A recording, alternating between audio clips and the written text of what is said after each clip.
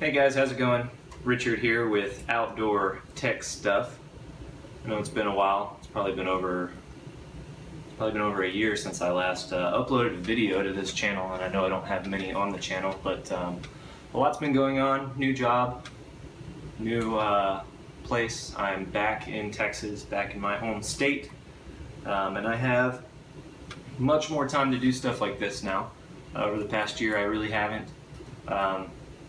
Between starting a new job and training and just working a lot, I just haven't really been able to get outside. I haven't been able to go hiking, backpacking, and stuff like that. But finally, starting now, I am able to. And so I wanted to start this season of Outdoor Tech Stuff off with a new piece of gear that just came in the mail today. It's a new pack. As you might have noticed on the couple of hiking videos that I've posted, the pack I was using was a budget High Sierra Explorer 55 pack. So it's technically my first backpack.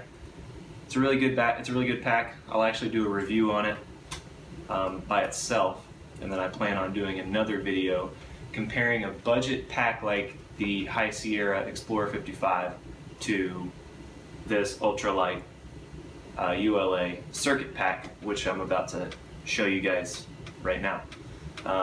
The differences are amazing. I mean, I can't believe I would hike with that thing on my back. Now I realize why I could only do 6 or 7 miles a day. I haven't actually taken the ULA out on a trip yet. I plan to do that next week, and that will be filmed, and I will post a video on that trip, the Lone Star Hiking Trail here in Texas, just a small section of it. And then the week after that, I have a buddy coming down who's going to come do a section of the Lone Star Hiking Trail with me as well. So finally have somebody going backpacking with me here instead of just these solo trips. So anyway, without further ado, this is the ULA Circuit Ultralight Pack. It's from ULA Equipment, which is Ultralight Adventure Equipment, based in Logan, Utah. This pack is the total volume, including the mesh part in front here, the very large side pockets, the very large hip belt pockets, and the main compartment. Total volume of this pack is about 4,200 cubic inches, which comes out to be about 75 liters, I believe. The main compartment, where everything is in this pack, is probably somewhere between 30 and 35 liters for the main compartment. ULA does advertise this pack as being, you can use it for day hikes, or single overnight hikes, not day hikes. You obviously want a small pack for that, but single overnights, so short trips, weekend trips. They also say that it's been used on the PCT, it's been used on the AT for through hikes, so 2,300 mile hikes this pack can also be used for. I do have it loaded with my current loadout of what I'm about to take with me on this next trip, and kind of what I took with me on the last trip, a short little trip that I just did. I didn't film it, but I'll show you what's inside. But just a little bit more on the pack. It's made with a Robic ripstop nylon fabric. I've done a little research on Robic. It's not proprietary to ULA because Gossamer Gear also makes their packs out of Robic. Honestly, I can't tell you what it is. It's a lightweight ripstop nylon fabric. You can Google Robic, and there's a Japanese website or something that sells samples, like 10-yard samples. But from what I can tell, you can't buy Robic fabric in large quantities by the yard. So you're just going to have to buy packs. This pack weighs, empty, less than 41 ounces. So it's less than 3 pounds. And that makes all the difference in the world.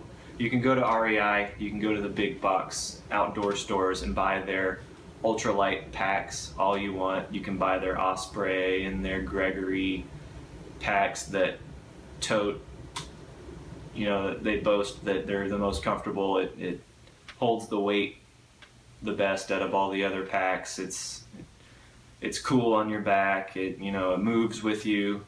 When it comes down to it, bottom line, weight. If you got a lot of weight on your back, you're not going to have a good a time as if you have less weight on your back. You're going to be able to go farther. You're going to be able to get more miles in on the trail if you're carrying less weight.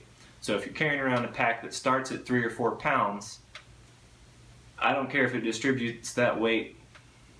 I mean, it just doesn't matter. It's still weight, and your body still has to carry the weight, and you're still burning unnecessary calories and just putting unnecessary strain on your body, rather than carrying lighter gear. So I'm moving more toward the ultralight style of backpacking, simply because I've noticed, you can go further and you have a better time. As much as I love carrying gizmos and gadgets and cool gear, some of it's just way too heavy, and I'm going to just start leaving stuff at home. And go the lightweight route. So I'm going to put this pack on and show you a few of the features on the straps and the hip belts, and I'll just give you a 360. Alright, so just to give you a 360 of the pack.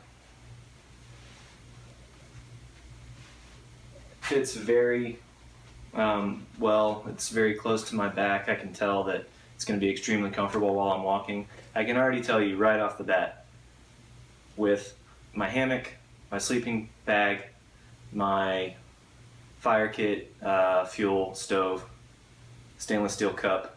I'll show you what else I have in here in just a second. One meal. This pack feels lighter than the High Sierra Explorer empty. So, I mean, just right off the bat, it's already extremely comfortable. Yeah, given I don't have any water in it right now, I don't have water bottles or anything like that, but just another 360 here. Extremely comfortable. Some cool things that ULA does offer, it comes with these hand straps. If you don't use hiking poles and your hands swell while you're hiking, if they're hanging next to you, you can put your hands in these hand straps and hike around with your hands in the hand straps. They are detachable, and again, they do come standard with the pack. So you can take those off. It does come with these two water bottle shock cords. I'll show you guys that here in a second when we talk about hydration and water in this thing. It does come with a sleeve.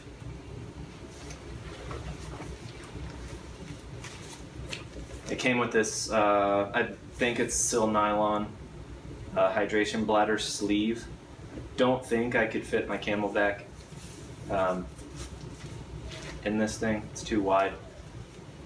But I'm going to stop using bladders anyway. I'm going to start carrying just bottles of water, and I'll show you why in just a second as far as this pack goes. The other reason is, this is Texas. It's hot.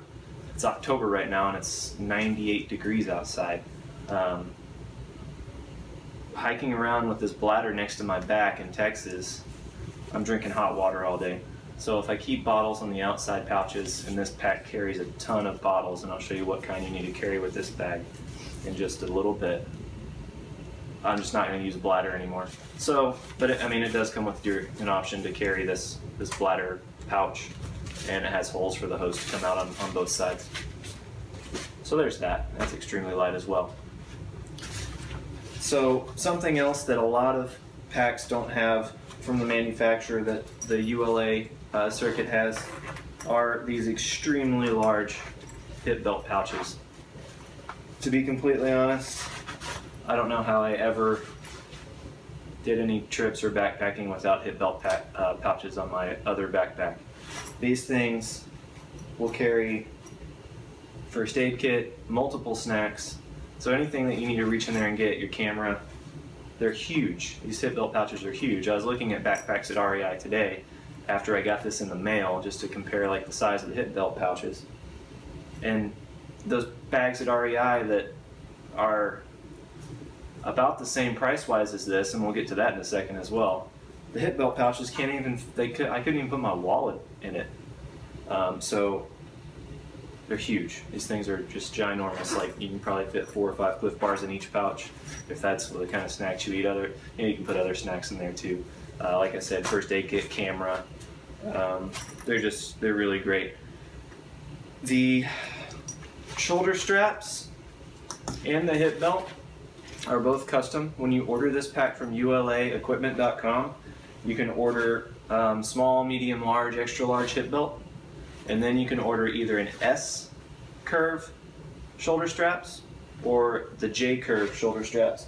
I have the J curve shoulder straps. The S curve shoulder straps are mostly made for women or for guys that have, I don't know, really huge, extremely broad chests. I don't. And I've never had any issues with these straps, with any backpack J straps, rubbing my underarms. So hopefully I won't have this problem. Supposedly, if you do have an issue with the straps after you buy the pack from ULA, you can just email them, send the straps back. They are detachable.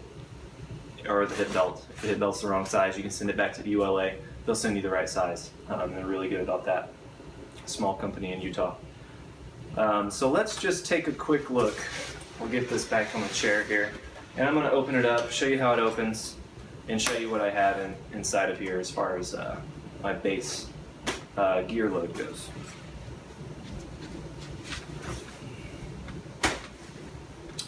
Okay, so I'm going to open the bag, and we're going to take a look at some of the stuff I have in the pack already. It's just a base load. I do have a little bit of food in here. I didn't have much in the pantry sitting around as far as camp food goes. I've had one Mountain House meal. We'll pull that out here in a second. I don't know if I mentioned, but it also has this huge mesh front pouch area that you can put a tarp in. You know, if you want to have quick and easy access to a tarp, your rain shell, stuff like that. Anything you want to have quick access to can go in the front pouch here, and it's all shock corded down with shock cord. It does have this compression strap on the top, as well as compression straps on the sides. This bag opens similarly to the dry bag. So you have 2 clips on the sides, 1 and 2. And it just rolls up like a dry bag would. And so, I mean, it goes all the way up to there, and you could fill that thing. I've heard people filling it all the way to the top. The rest of that, you know, could be my food. So, just starting, my hammock sleep system runs down the middle, and then I have other gear on the sides of the sleep system, sleeping bags in the bottom of the bag. That's just how I pack my bag. If you have any more efficient ways to do it, you know, let me know. Put a comment down there, and we'll talk about it. So I have, like I said, a beef stew Mountain House meal. I'm going to stop eating those as well, and I'll make plenty of videos showing you guys what I'm doing now as far as freezer bag cooking and some awesome websites that I've seen. Trailcooking.com, awesome website, and she has multiple books with a ton of recipes that are way lighter weight. They take up way less room in your pack than the Mountain House meals, lower in sodium, and they taste better. But anyway, that's a separate video. A bunch of separate videos. So that was one thing on that side. My food bag with coffee and dry oatmeal stuff, tea. My first aid kit.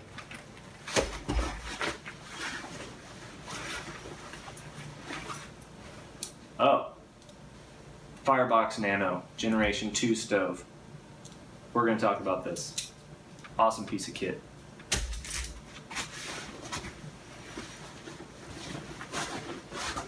That's it for that side.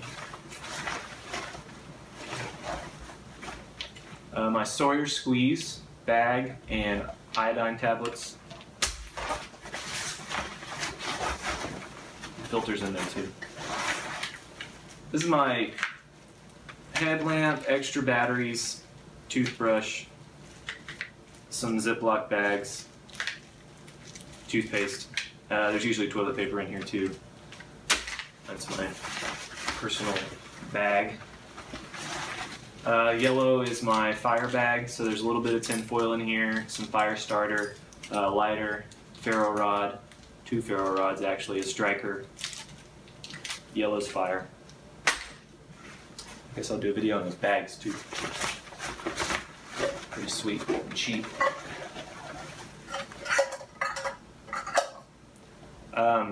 Esbit alcohol stove.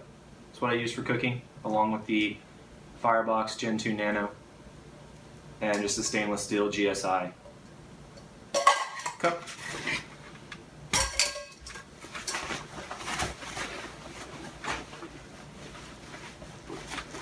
Oh, I have one more. Fuel for the stove and a Vargo fuel bottle that's graduated. Tells you how many ounces you have. This is a large bottle. If I go on short overnights, I don't carry this much fuel, but I'm actually planning a through hike of the Lone Star hiking trail. And this is just something I bought for that through hike. Should last me the 5 days that I'm going to take to do that. Getting onto the sleep system in the middle is a Hennessy hammock in snake skins with the tarp. That's about a little over 3 pounds. So yeah, some tents are lighter, but there's nothing better than sleeping in a hammock, my opinion. And then my new sleeping bag that I just bought recently at REI is the Mountain Hardwear Lamina Z Spark. It's a 34-degree synthetic bag that is less than 2 pounds. Comes with a stuff sack. Don't know if I'm going to use the stuff sack because it just crams in the bottom of the pack really well. But anyway, do another video on that later. And that's everything I have in there for now. So with all that stuff in there, felt like I wasn't carrying anything on my back at all. So if you have any questions about the ULA Circuit pack, it will be in upcoming videos as far as short overnight hikes, weekend hikes, the through hike that I'm going to do on the Lone Star hiking trail, and then at some point next year in 2016 I will be doing a through hike of the John Muir Trail. The goal is a 2-week through hike of the John Muir Trail next year. So hopefully we'll make that.